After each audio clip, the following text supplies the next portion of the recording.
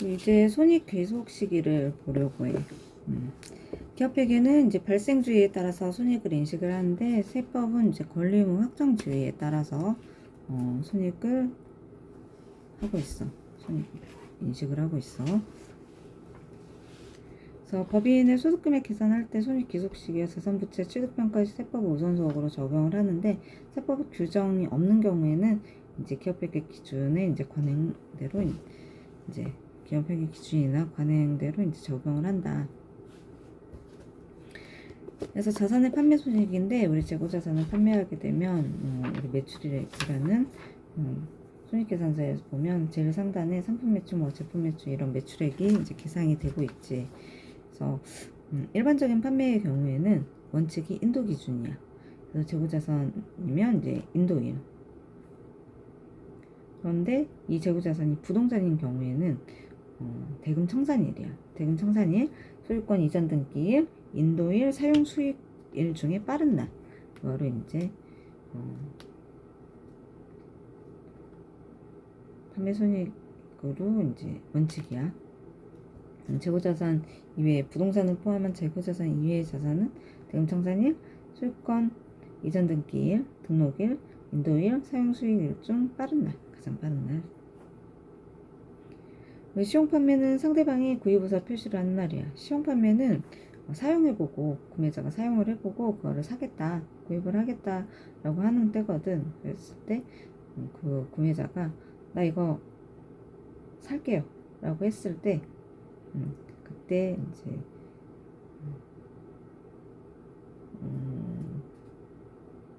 귀속 시기인 거지. 위탁 판매는 수탁자가 위탁 자산을 매매한 날. 제조하는 사람이 파는 것보다 이걸 어딘가에 맡겨서 파는 게 더 잘 팔릴 수도 있거든. 그랬을 때 이거를 위탁 판매한다라고 해. 그러면 이 위탁 판매 물품을 받은 수탁자가 이 물건을 소비자한테 팔았을 거잖아. 그때 이제 그때를 귀속 시기로 보는 거다라는 거고. 그리고 뭐 증권시장에서 이제 유가증권 매매하는 경우는 매매 계약을 체결한 날, 인도일이 아니라는 거지. 매매 계약을 체결한 날이 손익 귀속 시기이고, 대금 청산일이 이제 있었는데, 만약에 대금 청산일에 어음을 받았다 그러면 그 어음은 기간이 있거든. 그 어음이 이제 실제로 결제되는 날, 그 날이 이제 대금 청산일로 이제 보는 거야. 어음은 돈이라고 하기는 좀 그렇고 신용 거래로 이제 추가적으로 언제까지 대금을 지급하겠다라는 이제 약속인 거거든. 근데 그 약속한 날짜가 될 때까지 해당 대금 지급이 되지 않으면 그거는 어음이 부도났다라고 해. 그래서 어음을 지급 결제를 해줬지만 어음 결제는 실제 현금이 아니기 때문에 이 어음의 그 결제가 일어난 날이 어음은 이제 대금 청산일로 가겠다라는 거야. 그리고 매출 할인에 있어. 매출 할인. 회사와 회사가 거래 계약을 하는데 대금을 언제까지 지급을 하겠다라고 이제 계약을 하게 되면, 그래서 실질적으로 그렇게 이제 빨리 결제까지 이루어졌다 그러면 매매 금액에 판매 금액의 몇 %를 할인해 주겠다 하는 거를 미리 약정서에 기재하는 게 있어. 그래서 이런 매출 할인의 차감 시기는 약정에 의한 지급기일이 속하는 사업연도의 매출액에서 차감을 해. 그래서 보통 한 달치를 판매 금액을 계산을 해보고 그 다음 달에 매출 할인을 하는 경우들이 있거든. 그래서 예를 들어서 23년도 12월에 판매를 했어. 그리고 대금을 빨리 지급을 한 거야. 다음 달 5일까지 지급을 했다라고 하자. 그러면 그 다음 달에 이제 매출 할인을 해줄 거거든. 그러면 24년 1월이 됐겠지. 그러면 이거에 대한 귀속 시기는 24년 1월이 되는 거야. 그래서 연도가 달라져 버리는 경우에 좀 그런 이슈가 좀 있을 수 있어. 자산의 할부 판매, 기업회계에서는 판매손익 기속 시기를 인도일로, 단기할부의 경우 인도일로 하고 있고, 장기할부의 경우에 인도일 또는 원칙은 인도일인데, 비상장 중소기업, 우리나라에는 중소기업, 비상장 중소기업이 엄청나게 많거든. 그래서 회수기일, 도래기준에 따라서 이제 선택할 수 있고, 채권의 평가 방법은 이제 단기할부의 경우 명목가액으로 하는데, 장기할부의 경우에는 현재가치 계산을 해서 하고 있는데, 이 현재가치 계산하는 게 너무 어려워. 회계 처리하는 것도 어렵고, 아마 그래서 재무회계할 때 이런 장기할부에 대한 현재가치 계산해서 회계 처리하는 거, 그런 거 계산하는 또는 해당 연도에 손익이 미치는 손익, 이 장기할부 판매로 인해서 미치는 손익이 얼마인가 이런 거 계산하는 게 있거든. 그래서 이게 좀 어렵지. 그래서 비상장 중소기업은 이런 거 계산할 수 있는 사람이 없어. 그래서 명목가액을 선택할 수 있는데 대부분 명목가액으로 선택을 해. 명목가액은 인플레이션이나 이런 것들이 반영되지 않은 현재 원가라고 볼 수 있겠지. 내가 지금 현재 100만 원에 팔기로 했어. 그런데 대금은 3년에 걸쳐서 나눠받기로 했어. 그러면 이게 현재 100만 원을 받는 것보다 나중에 100만 원을 쪼개서 받았을 때 현재 가치가 100만 원보다 낮을 거거든. 그런데 그럼에도 불구하고 그런 현재 가치 계산을 하지 않고 장기 할부여도 명목가액으로 그냥 100만 원만 이제 손익으로 인식을 하는 거지.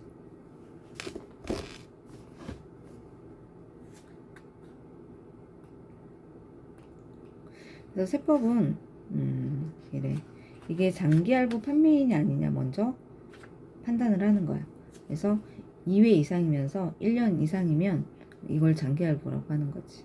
그래서 내가 오늘 2024년 10월 10일이야. 그런데 이거를 대금을 나는 6개월에 한 번씩 받기로 했어. 그러면은 2025년 언제 받을까? 4월 10일 날 받겠지. 그리고 2025년 10월 10일 날 또 받을 거야. 이렇게 두 번을 받기로 했는데 1년 이상이 돼버리는 거잖아, 기간이. 그래서 이거는 이제 장기할부 판매에 해당이 되는 거고, 이거를 1년인데 한 번만 받기로 했다. 그러면 이거는 단기할부 단기인 거지, 단기.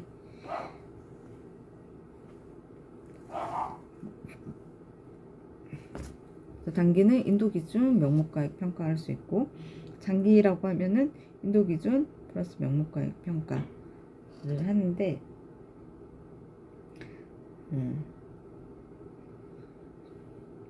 회수 기일 도래 기준 계산을 할 때 이제 인정을 해주고, 명목가액은 현재가치 할인차금 계산할 때 인정을 해준다.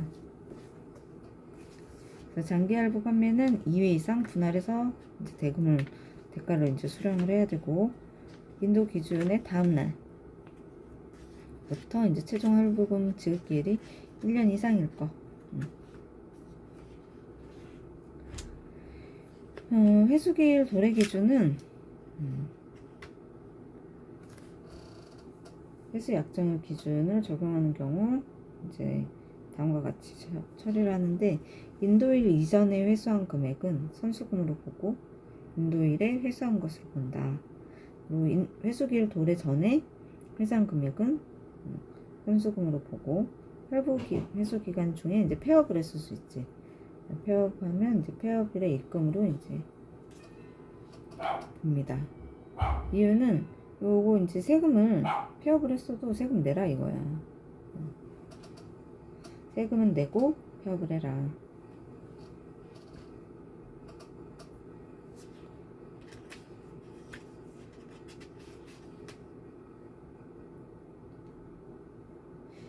그래서 장기할부 판매의 경우에 손익 귀속 시기는 인도 기준을 원칙으로 하는데, 회수기일 도래 기준에 따라서 결산서에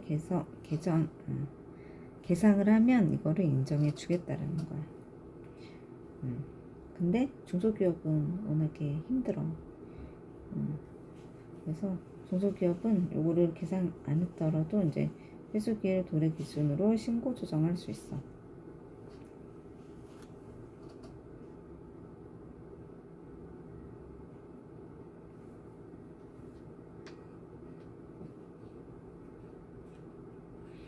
그래서 이게 인도일에 장기할부법인데 인도일에 이거를 모두 원칙대로 귀속 시기를 판매 손익 귀속 시기를 인도일로 해버리게 되면 한 해에 너무 부담이 많이 되는 거야. 그렇겠지. 내가 100만원치 팔았는데 이거를 2년에 나눠서 받기로 했어. 그러면 이거를 2년에 쪼개서 계산을 하면 법인세가 2년에 쪼개서 이제 들어가겠지. 또는 3년에 한 번으로. 왜냐면 걸쳐 있을 거니까. 사업연도가 걸쳐 있을 거야. 2년이면. 실제 기간이 2년이면 총 3개의 사업연도에 걸쳐 있을 거라서 그때에 따라서 법인세율이 다를 수 있는데 한꺼번에 이거를 몰아버리면 부담이 너무 크다는 거지, 세부담이. 그래서 단기 세부담 최소화 과정이 있으면 중소기업은 이제 결산상에 인도 기준으로 계상했어도 그거를 세무조정으로 회수기일 도래 기준으로 신고 조정할 수 있다는 거. 신고 조정해야 한다. 머스트라는 거지.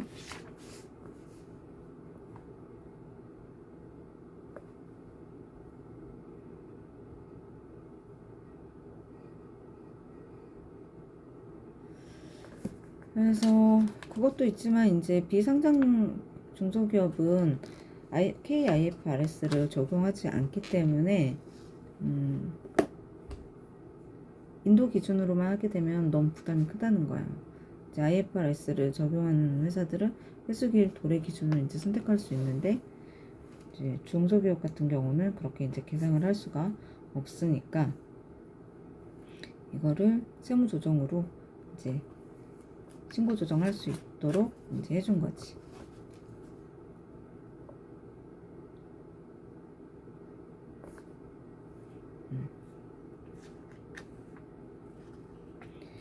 그래서 예를 들어서 2024년 1월 1일에 제품을 300으로 판매를 했는데 이거를 3년 동안 3번에 나눠 걸쳐서 이제 받기로 한 거야. 100씩. 그래서 이 300을 모두 다 24년 이제 매출액 수익으로 이제 계상을 하게 되면 계상은 할 수 있어. 계상을 할 수 있어. 그런데 여기가 중소기업이고 세부담 최소화 과정이 있다 그러면 24년도 세법상 입금은 300이 아니라 100인 거야. 그러면 200만큼은 입금 불산입을 하는 거지. 당연히 이제 유보 감소로 되는 거지. 유보를 이제 낮춰줘야 되니까. 지금 이 200만큼 자본이 늘어나 있는 상태이기 때문에 자본을 줄여주는 유보 감소 마이너스 유보를 하는 거야. 입금 불산입으로 해서.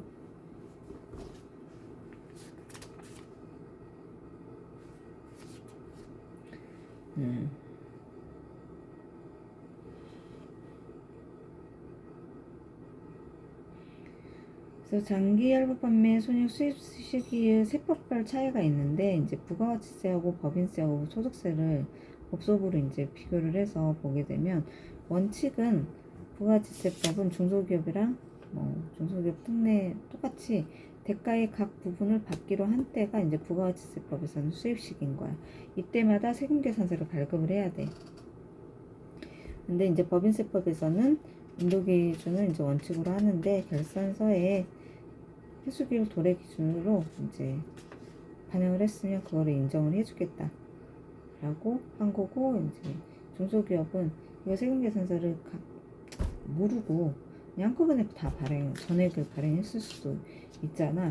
그렇게 되면 매출액이 이제 과다하게 이제 계상이 되어 있는 건데, 근데 그게 원칙이니까 그게 맞는데 그거를 법인세를 이제 좀 나눠서 이제 계산할 수 있게끔 회수기일 도래 기준으로 신고 조정까지 가능하다. 중소기업에 한해서. 소득세법은 이제 똑같고 소득세법에서는 신고 조정이 없고 이제 이건 이제 법인세에서만 이제 인정이 되는 거야. 중소기업에서는 소득세법에서는 이제 이 회사가 법인이 아니라 법인세는 법인한테 적용이 되는 거고 소득세는 개인사업자한테 적용이 되는 거거든. 그래서 이 소득세법에서는 중소기업이라고 해도 회수비율 올해 기준으로 계산해놓지 않으면, 손익계산서에 그렇게 반영해놓지 않으면 신고 조정이 불가능하다 라는 내용이야.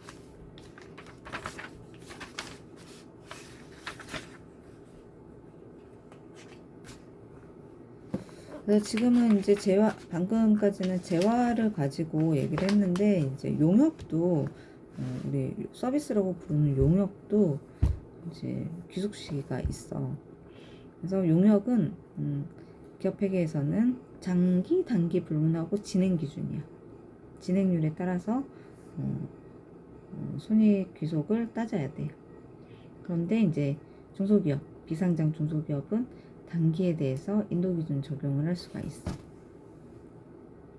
여기서 비상장 중소기업이라고 굳이 꼭 한 거는 비상장 중기업도 있기 때문이야. 그래서 비상장 중견기업, 중소기업 요건을 벗어난 기업들. 근데 상장은 하지 않았어. 대표적으로 이제 부영이라는 회사가 있는데 거기는 이제 비상장되어 있지만 중소기업은 아닌 거지. 그래서 어쨌든 비상장 중소기업은 단기에 대해서 인도기준 적용을 할 수 있어. 연선 기준으로. 용역에 대해서요. 용역에. 근데 비상장 중소기업들도 진행률 가지고 계산을 많이 하고 있어. 이유는 건설업들이 많이 있는데 이게 나중에 인도일 기준으로 매출액을 수익을 딱 잡아버리게 되면 계속 비용 나가고 있고 수익은 잡히지 않고 그런 이제 그 수익 비용 대응이 안 되는 경우도 있고 이제 회계 처리를 그런 부분을 잘 모르면 만약에 인도일 기준으로 했으면 그것과 관련된 건설과 관련된 비용이 나갔을 때 건설 중인 자산이라던가 다른 회계 처리를 해줘야 되는데 이거를 비용 처리를 다 해버리게 되면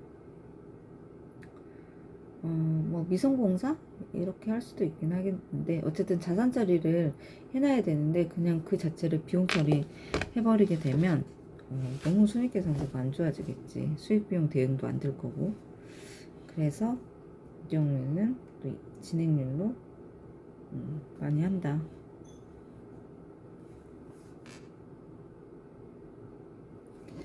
그래서 계약 기간이 1년 이상인가를 보면 이제 1년 이상이면 장기고 진행 기준이고 단기여도 진행 기준으로 할 수 있어. 어쨌든 원칙은 진행 기준이야. 근데 다만 이제 단기라 그러면 인도 기준 적용이 가능한데 이제 중소기업 같은 경우 인도 기준으로 결산, 신고 조정 모두 가능해. 근데 장기인 경우에는 인도 기준으로 이제 적용이 되는 거고 완성 기준. 장기의 경우는 진행 기준이 원칙이니까.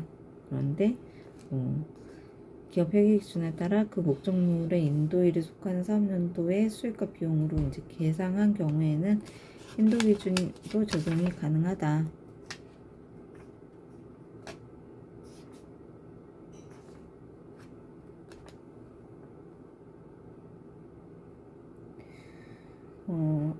KIFRS에서는 아파트 상가 건설에서 분양하는 자연공사 등 예약 매출을 재화의 공급으로 봐서 인도 기준을 적용을 한대. 그래서 이제 IFRS에 따라서 회계 처리를 했으면 그거를 이제 세법에서 수용을 한다라는 거지.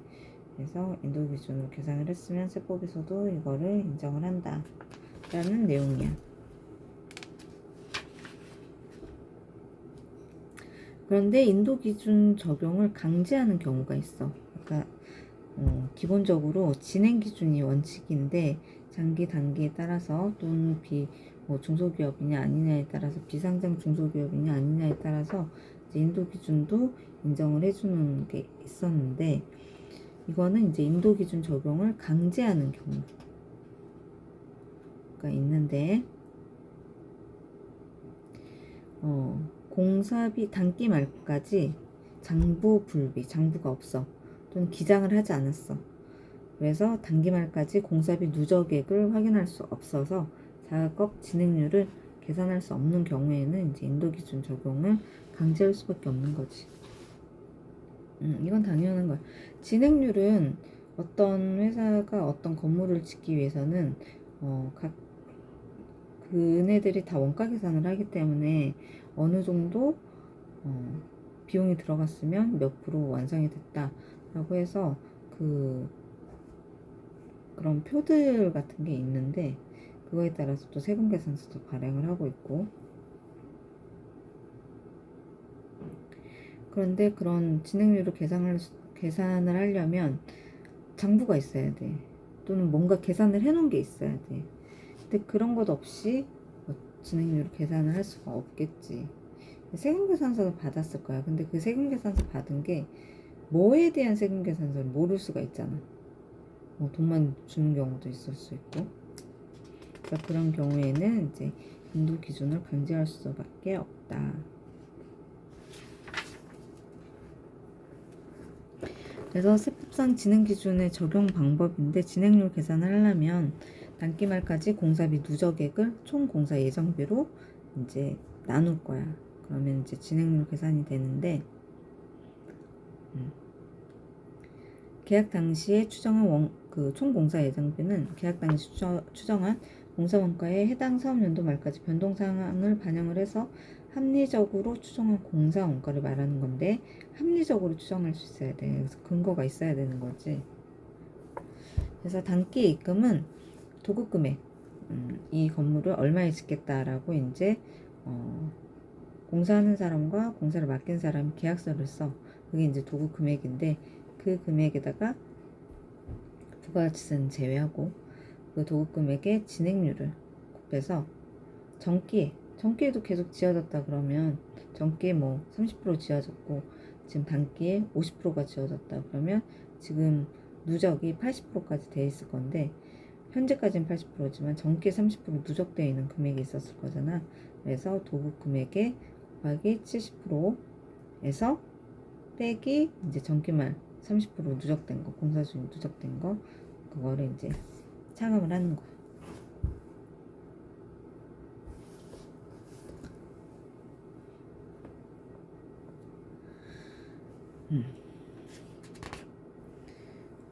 그래서 진행 기준을 적용하는 계산 문제 단계적 접근 방법인데, 이 공사원가가 적정하냐, 적정성을 확인해야 되고, 이게 이제 진행률을 계산하는데 영향을 주기 때문에.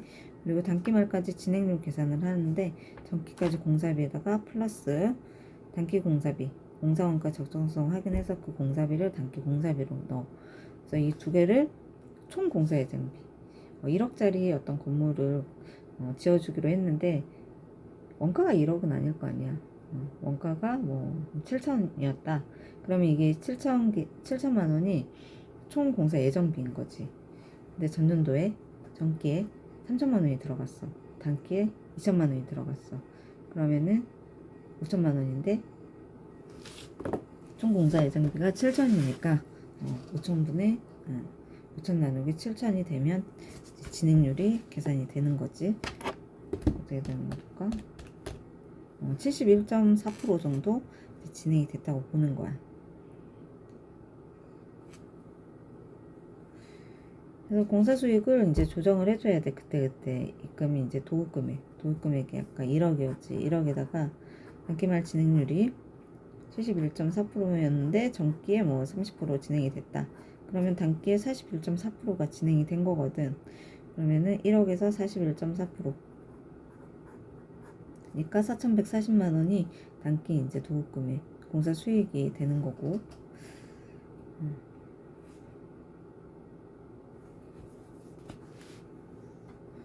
이런 식으로 이제 계산을 하는 거야.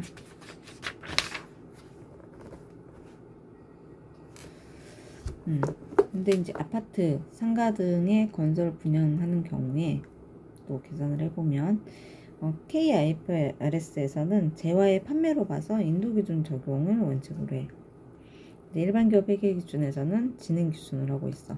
다만 또 이제 비상장 중소기업은 단기의 경우에 인도 기준 또는 완성 기준 중에 이제 선택할 수 있어. 그래서 이거 뭐 공사 진행률 같은 경우, 용역의 진행률 같은 경우는 원칙이 진행 기준인데 때에 따라서 인도 기준도 선택할 수 있는 거고, KIFRS는 이거를 이제 재화의 판매, 자연공사의 경우에 이제 재화의 판매, 만들어진 이런 아파트들을 이제 판매하는 거니까 그 부동산 재화인 거지, 재고자산. 그래서 인도 기준 적용을 원칙으로 한다. 우리 재고자산 아까 재화에 그 제공을 했을 때, 재화 제공을 할 때 순위 기숙식이 이게 이제 일반적인 판매 경우에 인도 1이 인도 기준 적용이 이제 원칙인데, 세법에서는 이렇게 하고 있어. 세법은 분양분은 예약 매출은 용역 제공에 해당이 되고, 미분양분은 예약 매출이 아닌 거야. 그래서 일반적인 부동산 등의 판매 손익 귀속식 규정에 따르고 대금 청산 1 등기 인도 1 사용 수익일 중 빠른 날에 손익 인식을 해. 그래서 단기에는 손익 인식이 불가. 미분양분은 아직 팔리지 않았다라는 거거든. 그래서 공사원가 100억 원의 상가를 건설하여 분양한 경우에, 예를 들어서 1층은 미분양이고 2층은 분양이 됐어. 미분양 금액은 40억인 거야. 그래서 분양된 60억 원은 도급공사 동일하게 손익을 인식을 하는데, 진행 기준으로. 진행 기준 할 때 분양분에 대해서만 진행률을 따로 계산을 하고, 미분양 40억은 단기에는 손익 인식을 하면 안 되고 이제 재고자산으로 계산을 해야 된다.